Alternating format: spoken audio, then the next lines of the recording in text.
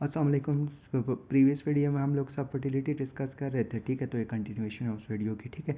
अब मैनेजमेंट क्या करनी है, ठीक है। देखो, सबसे पहले हम करते हैं ओवुलेशन इंडक्शन, ठीक है, कि हम ओवुलेशन को इंड्यूस करवा दें। अब ओवुलेशन के लिए बेसिकली हमें क्या चाहिए होता है, हमें हाई एस्ट्रोजन लेवल चाहिए होता है, ठीक है। अब हाई एस्ट्रोजन लेवल हमारे पास कैसे आएगा, ठीक है।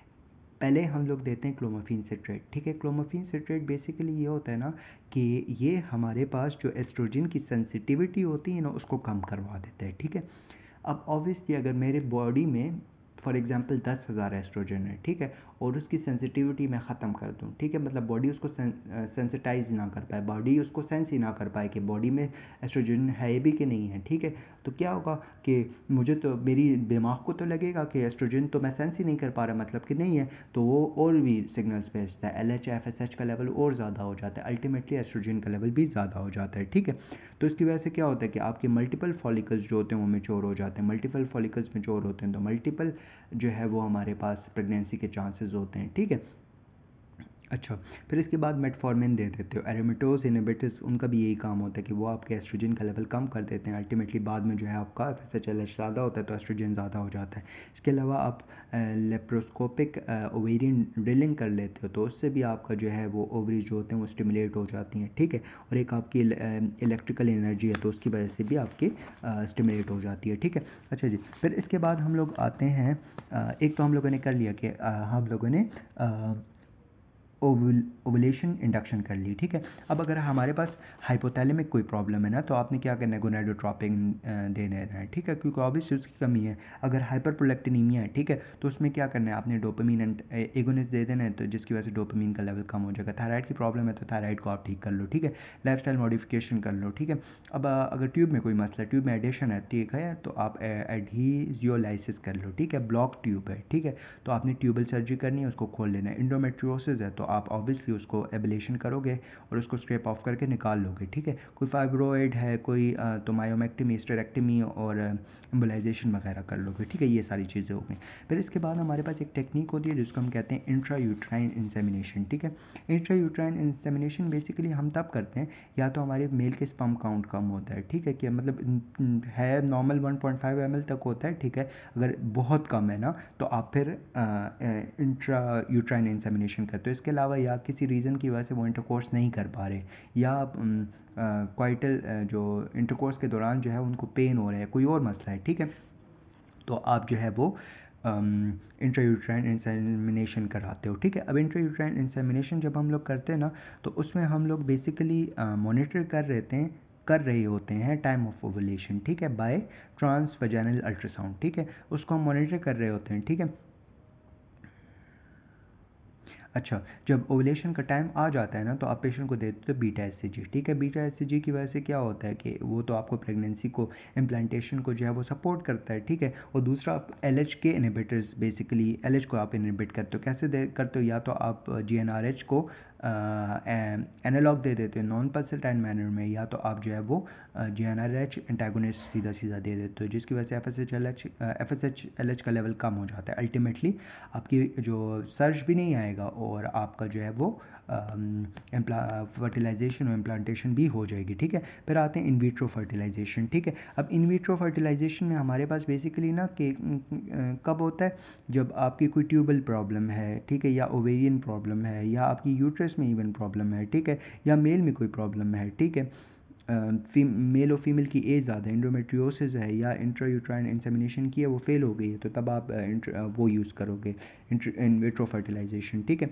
अब इन विट्रो फर्टिलाइजेशन के हमारे पास डिफरेंट स्टेप्स होते हैं, ठीक है। सबसे पहले आपने क्या करना है, जब भी आप प्रोसीजर स्टार्ट करते हो आप इनिशियल कंसल्टेशन करोगे, आप हिस्ट्री करोगे, आप एग्जामिनेशन करोगे, और आप जो है इन्वेस्टिगेशन करोगे, कंफर्म करोगे कि पेशेंट को प्रॉब्लम है कोई, ठीक है।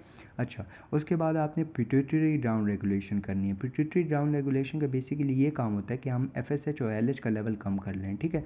तो इसको हम कम करने के लिए क्या करते हैं, हम जो है ना GnRH एगोनिस्ट दे देते हैं नॉन पल्सटाइन फॉर्म में, ठीक है, जिसकी वजह से क्या होता है, इनिशियली हमारे पास FSH LH का लेवल बहुत ज़्यादा हो जाता है लेकिन बाद में वो मेंटेन्ड हो जाता है, ठीक है, वो ज़्यादा रिलीज़ नहीं होते, ठीक है। लेकिन आजकल नई टेक्नोलॉजी है कि GnRH एंटागोनिस्ट दे देते तो उससे सीधा सीधा आपका काम हो जाता है, ठीक है। अच्छा, या आप वो दे देते हो तो उससे क्या होता है, बेसिकली सबक्यूटेनियस इंजेक्शन होते हैं गोनाडोट्रोपिन के, ठीक है, तो इसकी वजह से फॉलिकुलर मैचुरेशन जो होती है ना वो हमारे पास ज़्यादा होना शुरू हो जाती है, ठीक है।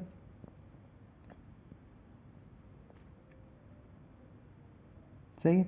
अच्छा अच्छा सॉरी, वो हो गया था, ठीक है, स्टेप स्टेप 2 हमारा हो गया। अब हमने क्या करना है, ओवेरियन स्टिमुलेशन, ठीक है। ओवेरियन स्टिमुलेशन हम लोगों ने क्या करनी है कि हमने पीछे ऊपर से तो हमने गोनाडोट्रोपिन एंटागोनिस्ट दे दिए ताकि पिट्यूटरी से सिग्नल ना आए, ठीक है। अब हमने क्या किया कि हमने ओवरी को एक्सोजीनियसली हमने वो इंजेक्शन लगाना है गोनाडोट्रोपिन का, उसको स्टिमुलेट कर लेना। जब स्टिमुलेट होगा फॉलिकल मैचुरेशन होगी और आपका जो है वो और आप जो है वो एस्ट्राडायोल का लेवल आपको मिल जाएगा, एक मेंटेन लेवल, ठीक है। अच्छा, अब स्टेप 4 में आपने क्या करना है कि आपने प्री मेच्योर ओवुलेशन जो है उसको इनहिबिट करवानी है। अब प्री मेच्योर ओवुलेशन किसकी वजह से होती है, जो आपकी एलएच सर्ज होती है, ठीक है, एस्ट्राडायोल के लेवल ज़्यादा होने की वजह से, एस्ट्रोजन के लेवल ज़्यादा होने की वजह से, तो उसको आप कम कराओगे। अब उसको आप कम कैसे कराओगे, उसको कम करने के लिए भी आप GnRH एनालॉग और GnRH एंटागोनिस्ट दे दोगे, ठीक है। फिर स्टेप 5 जो होता है वो आपने ओवुलेशन ट्रिगर करोगे विद बीटा एससीजी, ठीक है। पहले तो हम लोगों ने ओवरीज को स्टिमुलेट करवा दिए, ठीक है, और प्री मेच्योर ओवुलेशन को आपने स्टॉप करवा देना है, ठीक है। अब अगर ओवुलेशन हो जाती है ना तो आपने डायरेक्ट बीटा एससीजी देना है, ठीक है। बीटा एससीजी देना है, ठीक है। फिर इसके बाद आपने ऊ साइड को कलेक्ट कर लेना है, ठीक है। अब ऊ साइड को आपने जब कलेक्ट कर लेना है वो नीडल एस्पायरेशन के जरिए कनेक्ट करते हो, ठीक है, 34 to 38 hours after beta SCG trigger, ठीक है। अब आपने क्या करना है कि आपने इंसेमिनेशन करनी है, ठीक है। बेसिकली हम लोग जो है ना, नॉर्मली हम लोग कन्वेंशनल मेथड यूज़ करते हैं कि हम एक पेट्री डिश ले लेते हैं, उसमें हम 1 लाख तक स्पर्म डाल लेते हैं, ठीक है। और फिर उसके बाद हम उसको जो है हम लोग ज़ायगोट बना लेते हैं, ठीक है। या तो हम इंट्रासाइटोप्लाज्मिक स्पर्म इंजेक्शन, लाइक हम ऐसा करते हैं कि जो उस साइट है उसकी अंदर हम लोग स्पर्म को उसके साइटोप्लाज्म में बेसिकली हम स्पर्म को डाल देते हैं, ठीक है। फिर इसके बाद आपको जब एम्ब्रियो बन जाता है तो उसको आप कल्चर कर लेते हो, ठीक है। अब वो कल्चर जो होता है ना वो बेसिकली हम लोग डे 5 पे हम करते हैं ब्लास्टोसिस्ट की स्टेज पे, ठीक है, वो बेस्ट स्टेज होता है, ठीक है। फिर हम एम्ब्रियो जो है वो अच्छा कल्चर हो गया, ठीक है। कल्चर के बाद आपने ट्रांसफ़र करना है, ट्रांसफ़र आपने ट्रांस सर्वाइकल कैथेटर के ज़रिए करना है, ठीक है। ट्रांसफ़र हो गया, कुछ एम्ब्रियोज बच भी गए होंगे तो उसको आपने क्रायो प्रिजर्वेशन के ज़रिए उसको स्टोर करवा लेना है, ठीक है। अच्छा, फिर इसके बाद स्टेप 10 है। स्टेप 10 में आपका ल्यूटल फेज आ जाता है, ठीक है, जो एक्सोजीनियस प्रोजेस्टेरोन होता है, ठीक है। एक्सोजीनियस प्रोजेस्टेरोन आपकी बेसिकली प्रेगनेंसी को मेंटेन करने के लिए चाहिए होता है, ठीक है। ल्यूटल फेज सपोर्ट, ठीक है। फिर स्टेप 11 जो होता है वो प्रेगनेंसी टेस्ट होती है, वो आप 14 डेज़ के बाद करते हो कि आया पेशेंट प्रेग्नेंट हो भी गया कि नहीं हुआ, ठीक है। ये आपका हो गया इन विट्रो फर्टिलाइजेशन, ठीक है। इसके अलावा आपके डोनर गैमीट्स आ जाते हैं, ठीक है। जो फीमेल जो होती हैं उनमें गैमीट्स नहीं होते तो उनको डोनेट कर सकते हो, ठीक है। इसके अलावा आपकी डोनर इंसेमिनेशंस भी हो सकती हैं, ठीक है। अच्छा जी, इसके अलावा आपका जो है वो सर्जिकल स्पर्म रिट्राइवल भी हो सकता है, लाइक अगर स्पर्म ऐसे नहीं निकल रहा तो आप सर्जिकली भी रिमूव कर सकते हो। फिर आप प्री इम्प्लांटेशन जेनेटिकल डायग्नोसिस भी कर सकते हो, ठीक है। लाइक इम्प्लांटेशन से पहले ही आप जो है उस जो आपका ज़ायगोट बना है उसको आप देख लेते हो कि आया इसमें कोई मसला तो नहीं है, ठीक है। तो ऑब्वियसली अगर मसला है तो आप उसको क्यों इंसर्ट कर रहे हो, ठीक है। अच्छा जी, बस अब ये एक ही चीज़ रह गई है, मैं आपको सिर्फ डेफिनेशन बता देता हूँ, बाकी ये लिखा हुआ है आप खुद पढ़ लेना, ठीक है। असिस्टेड कंसेप्शन क्या होती है, असिस्टेड कंसेप्शन आपसे वाइवा में पूछ सकते हैं ना। बेसिकली इसमें ये होता है, it's a basically a type of fertility treatment, ठीक है, in which sperm and oocytes are handled with the aim of achieving pregnancy, ठीक है। आपने स्पर्म और oocyte को हैंडल किया ताकि आपकी प्रेगनेंसी अचीव हो जाए, ठीक है। दैट्स इट, थैंक यू, जज़ाकल्लाह खैर।